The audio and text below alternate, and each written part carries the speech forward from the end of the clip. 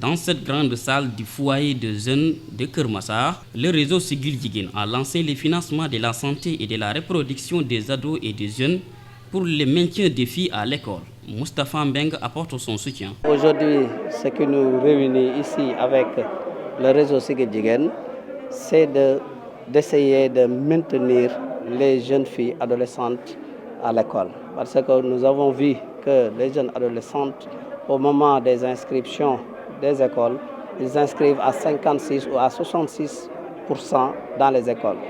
Mais pendant des années, quand elles ont atteint la période menstruée, avec la complexité de ces périodes, donc préfèrent rester chez elles, donc ne pouvant plus continuer leur cursus scolaire. Maintenant, Dolel Jigéen est venu pour chercher des moyens, accompagner les collectivités et pour vraiment maintenir ces jeunes filles à l'école pour qu'elles continuent leur cursus. Selon la présidente du réseau Sigil Jigéen, la période de confinement a occasionné la floraison des grossesses en milieu scolaire. De la conférence de presse, il y a de cela 2 semaines, le groupe d'études sur la population GEP a montré que les grossesses précoces et les grossesses non désirées ont eu quand même un effet de recrudescence pendant la pandémie du Covid, avec le confinement, semi-confinement, mais aussi avec vraiment le retrait, la fermeture des écoles.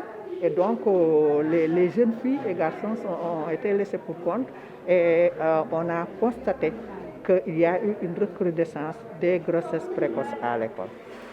Alors, nous considérons que notre plaidoyer, c'est au-delà de cette pandémie-là, ça continue parce que nous l'avions déjà identifié comme problème qui contribue à la déscolarisation des filles.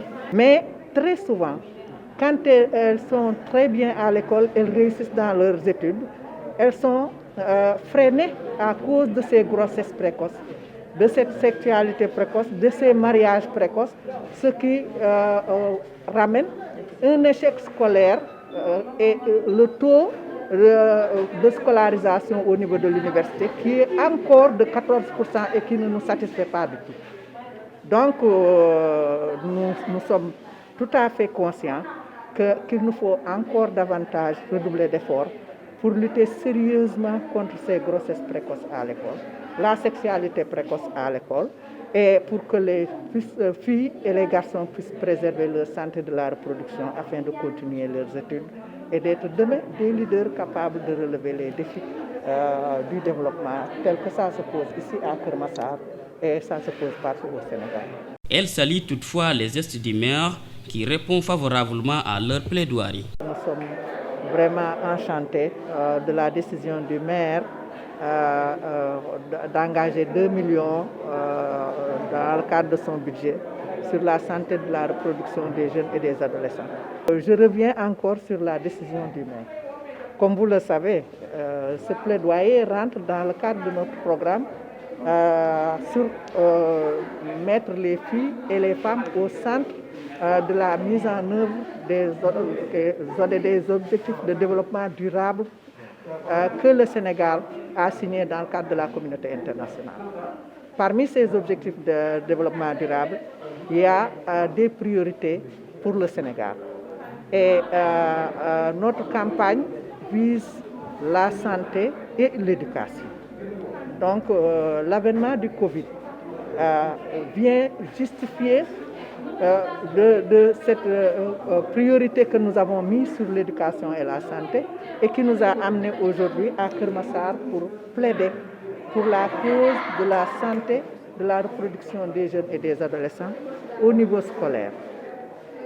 Vous me dites que c'est vrai que nous sommes dans une situation de crise, mais nous savons pertinemment bien que l'avenir des communautés, c'est la santé et l'éducation. C'est pourquoi nous n'avons pas daigné de venir faire le plaidoyer en pleine crise, vraiment au niveau de Keur Massar.